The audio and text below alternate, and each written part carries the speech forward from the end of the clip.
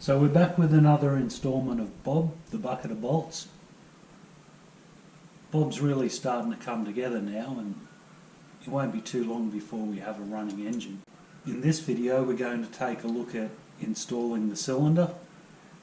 Of course that includes the piston, the rings, the gudgeon pin, the circlips, and the only two other items that Bob's old cylinder can contribute. You might recall that Bob's cylinder was honed and measured, and it was determined to be very unserviceable. Not very unserviceable, but well and truly out of spec. So your definition of unserviceable becomes a little bit broad. I know some dodgy people who would have thrown it in. That's not the way to go. If your bore is too big, things are going to slap around, the engine's lifespan will be short, and it simply won't make as much power. When I say short, that is relative as well. With the piston slapping around inside a bore that's too big, if you don't rev the daylights out of it, you'll get a few thousand k's out of it. It's hard to guess, 10, 20, 30. If you rev the daylights out of it, you'll get a couple of thousand, maybe 5,000, who knows. It gets down to you and how you look after your bike, how you maintain it and how you ride it. So the last two things that Bob can donate to us are the locating dowels. And these are here on the base of the cylinder, and they just make sure that the cylinder, when it's put on, is going to be in the right place. So I've been a bit cheeky. I've pulled those dowels off, paused, and then I've cleaned them, and now I've popped them back here. So they've been washed with metho, and they're basically ready to go. So we'll get rid of Bob's old cylinder. Pretty much finished with that. So that's out of the picture, and we'll start looking at the piston.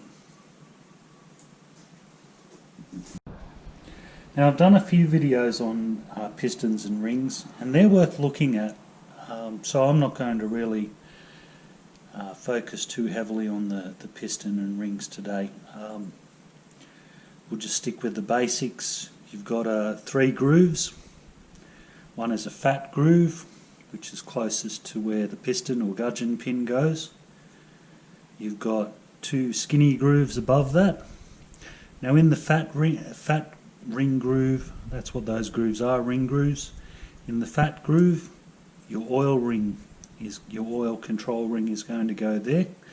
That's actually in 3 pieces. There's a spacer, so the spacer goes on first, and you can just see that that falls in there quite easily.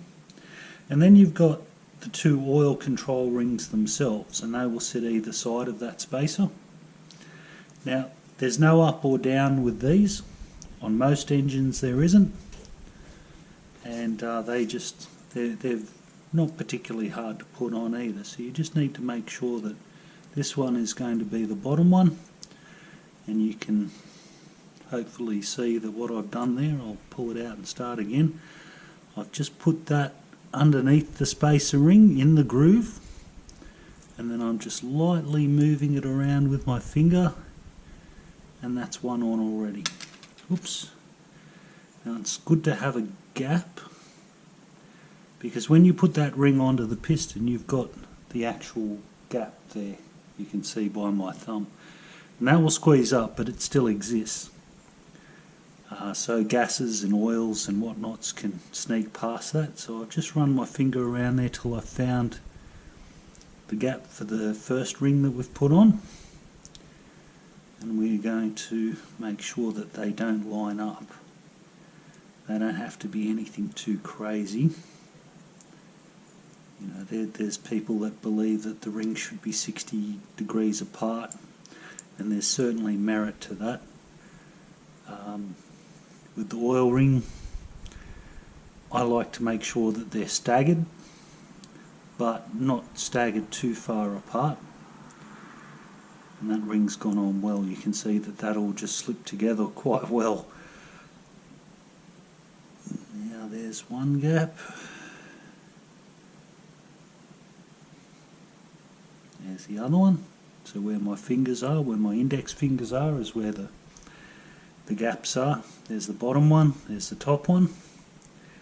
Now we're going to go to the next ring, what we call the second ring. Now that second rings are generally black. Usually it's a cast iron or something similar. You'll find your second ring is of a softer material to your top ring. Your top ring will generally always be silver, but not always. Now I don't know if you guys can see that there. I think you can. If you look there, you can see a mark, and depending on the ring, that might say 2R or something like that. That mark actually means that that is up. So that is the second ring, and that is up. Now you'll find other sets of rings are different. As I said, 2R is not uncommon, so that would denote 2R, and the fact that that mark is on that face means that that's up. And by up I mean that that mark faces towards the top of the piston. Now your first and second rings, your compression ring and your second ring, are a little bit trickier to fit. Take your time, don't scratch the piston.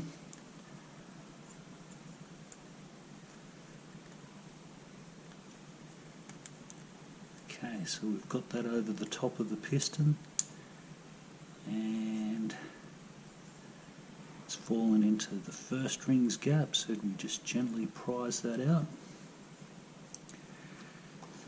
Now the top ring, the silver one, as I said. Now there's no marking on this particular ring.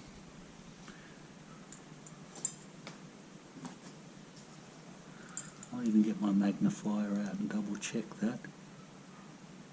Oh, yep, here we go. It actually says DY there. And I needed a magnifying glass to see it, so you have no hope through the camera. So that is also a sided ring, and that marking is once again up. Any ring that doesn't have any markings at all generally isn't sided. But the reason that there might be an up and a down to a ring is probably its shape. They are shaped in such a way that when the engine is actually running, they provide a better seal. There we go. That's nice. Now, as I said before, we'll just find them again. There we go, bottom ring, so top oil control ring is about there. And what we'll do when we put the thing together, we'll actually stagger the gaps so none of them line up. So that one will go there, and the top ring will go there, and that will give you a roughly 120-degree split, like a Y shape. Okay.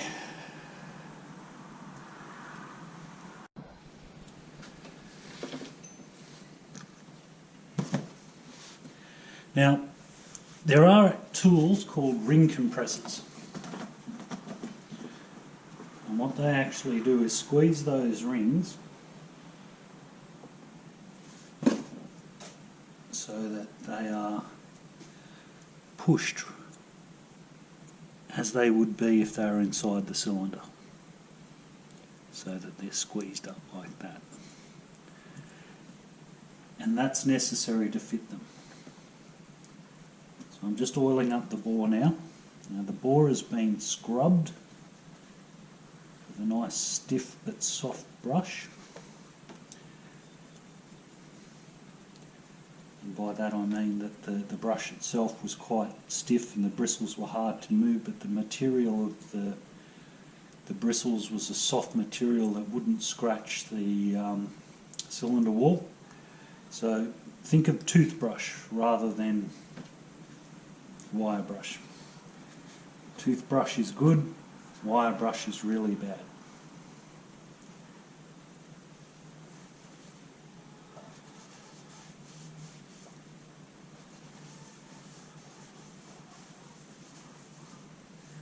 Now, what I've done there is I've put the oil in there and I've wiped it with a rag, and that's still come out quite dark. So this cylinder actually needs more cleaning. We want that to be fairly clean. So once again, back to the scrubbing brush.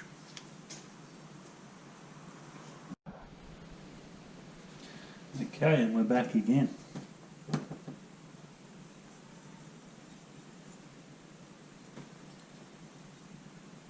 It up once again. See, the oil will actually lift the dirt to a degree. So this time around, we're clean, which is great. So I do urge you to do that. Any foreign material that is in that cylinder is going to be trapped between the piston and the cylinder, and it's going to stay there and do several thousand RPM until it fails. So the cleaner your engine starts off, the better. Now when we install the rings, we're not going to use a ring compressor.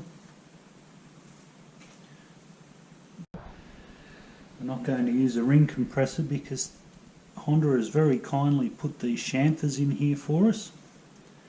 And what we're actually going to do is put the piston onto the connecting rod, and then we're going to drop the cylinder over the top, and then we're going to close the rings very carefully. And you can see I'm just using my nails to do this, and because of that chamfer, once you get that piston started in the chamfer,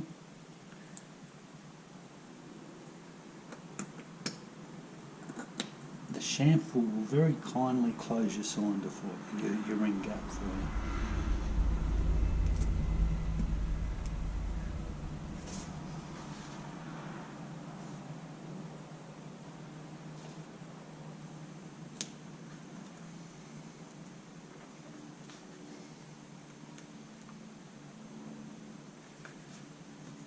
Very tight. The tighter and less worn your cylinder is, the harder this job will actually be.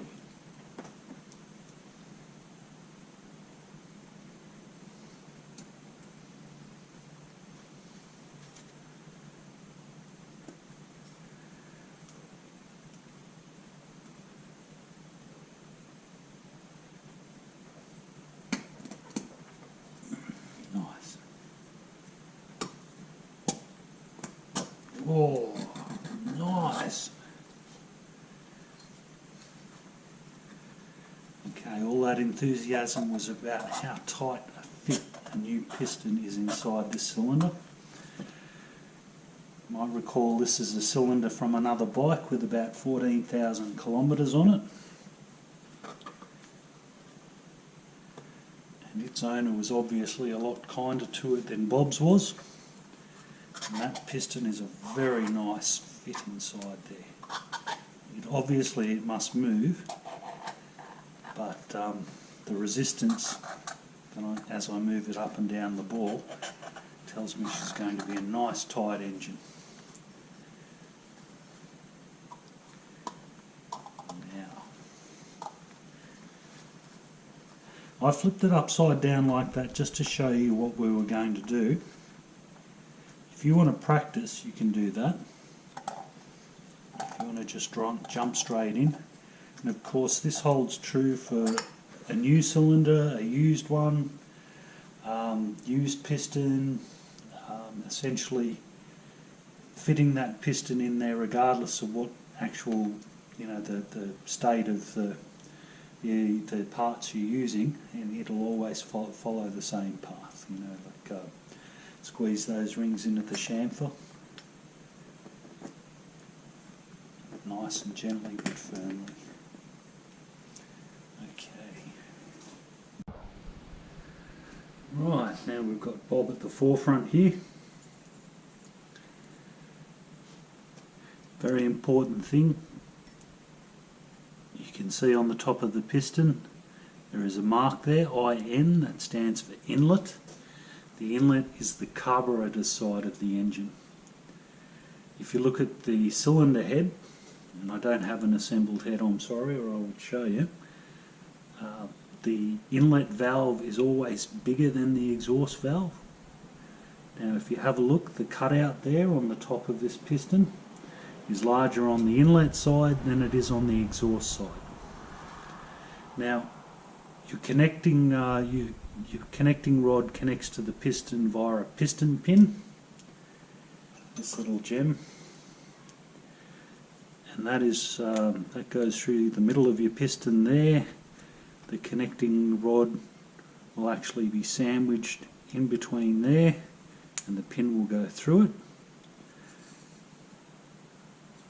To retain this piston pin, there's two circlips, one on each side, and they go into a groove on the inside of the piston. Now, we only need one open to fit the piston. So we can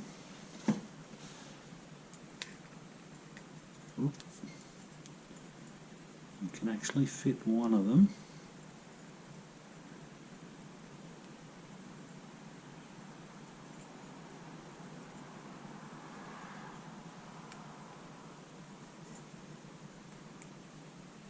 And then fit the other ones that's inside the engine.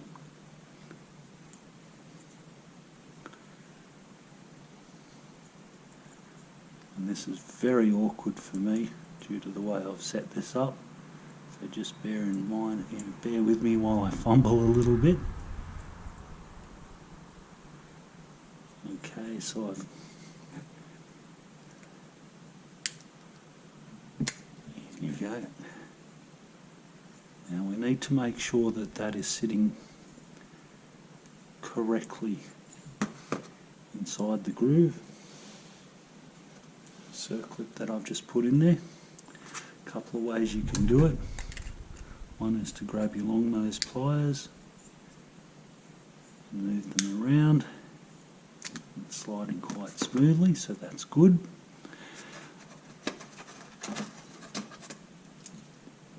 Sometimes you'll have a circlip that's just like that, so it doesn't have that little tang there that we were looking at.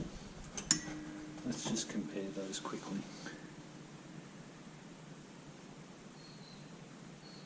So you can see the tang there.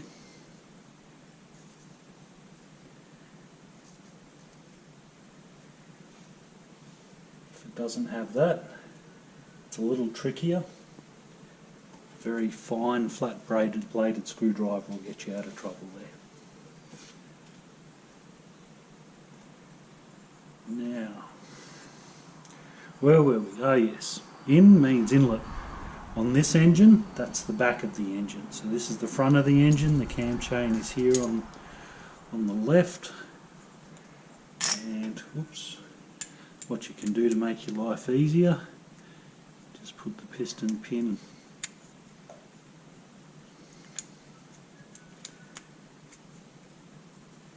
in place. And we're just going to put a dab of oil on that. It's going to need a dab of oil when we start her up.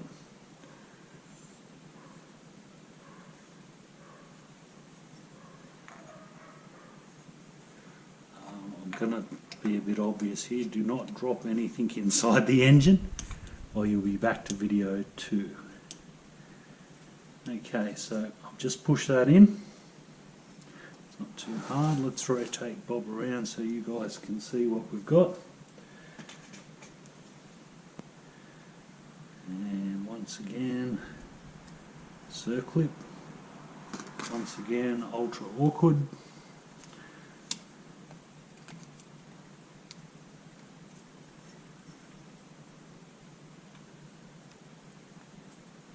Actually, I kind of hope I do drop this circlip, because then I can show you a few tricks on how to pull them out.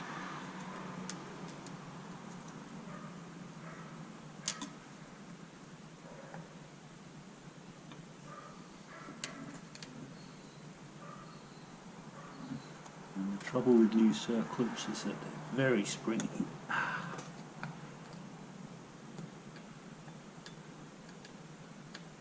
Now that isn't sitting right. So there's a couple of options for locating it. I'm putting my thumb there so that if it does spring out, my thumb is likely to catch it.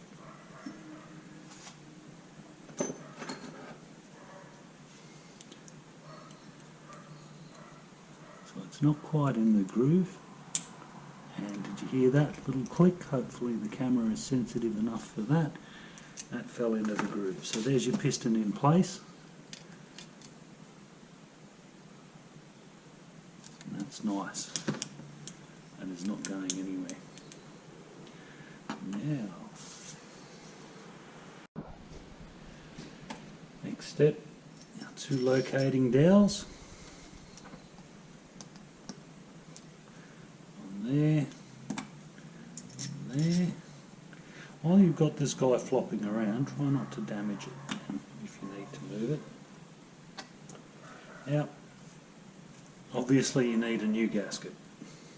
Goes without saying. You've got some provision in this gasket for these oil passages. These actually feed the cylinder head and the camshaft. So they're a good guide as to which way the gasket goes on. You can sort of see that when we line that up there, we've also got the bolt holes for the cylinder head bolts. If we flip it around when we line them up there, the bolt holes don't line up, so we know that is the correct way. That is the cam chain tunnel there, so we're just going to pop him on top.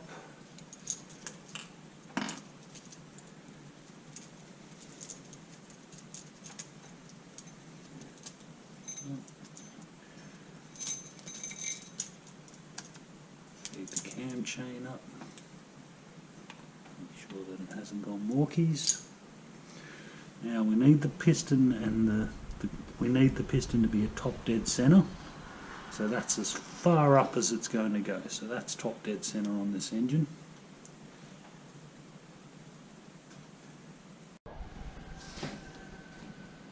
We're just going to oil up the cylinder again because we've lost a bit of the oil inside it. And we were doing our test before, our little sample run. Now you remember I was saying about the rings being at roughly 120 degrees. This is the point where we need to find the gaps in the rings. There we go, top oil ring that is I'm referring to. So I have the second ring, the second compression ring is now there. And I'm just moving those around in the groove.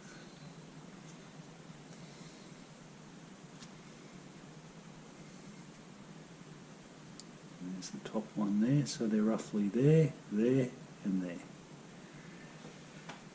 And then we get our cylinder, we slide that on top. Now at this point we're just going to let the cam chain sit there, and we're going to lower this down onto the piston. Now the engine should be top dead center, so that the piston is basically sticking up as far as it can, away from the engine.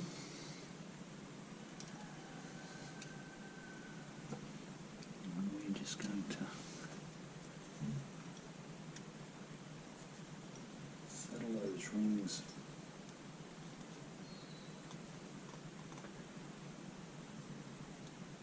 to that chamfer.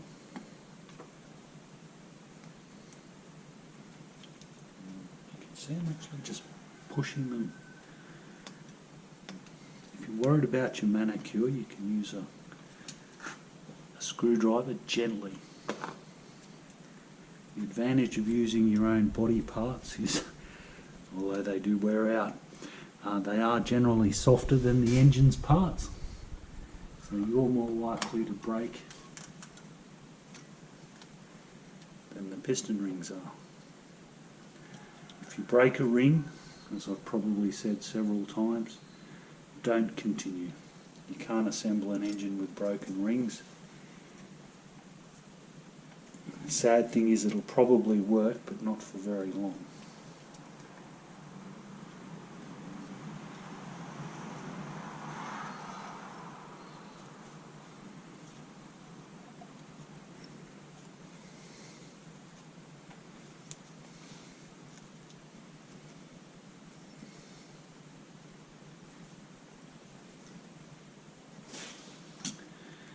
As I said, take your time with this. This can be frustrating if you're not accustomed to it.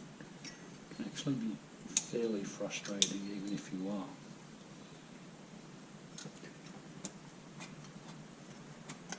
There we go.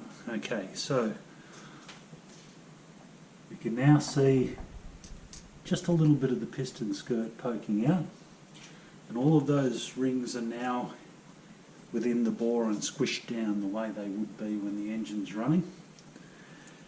Absolutely critical at this point, well not absolutely, but definitely a good idea. Grab your cam chain.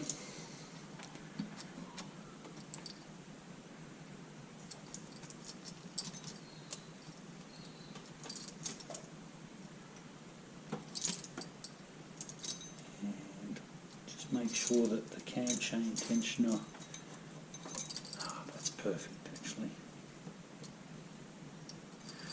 That's stopped, and why that is that the cam chain tensioner has slipped inside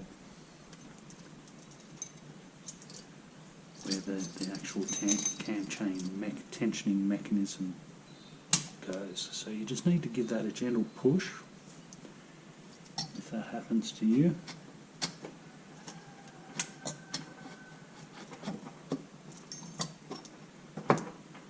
And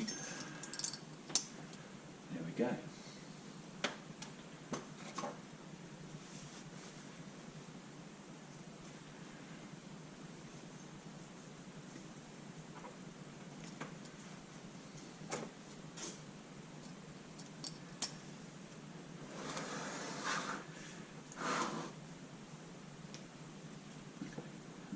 Your piston and cylinder onto your engine. And that method there, I decided not to use a ring compressor for two reasons. One, I don't use them myself. How I do it myself is exactly as you watch. On this particular engine, because of the chamfer, because of the size of it and the awkwardness of most ring compressors, the method that I showed you there is the preferred one. It just works if you're patient. Secondly, you don't need to buy any tools to do it that way.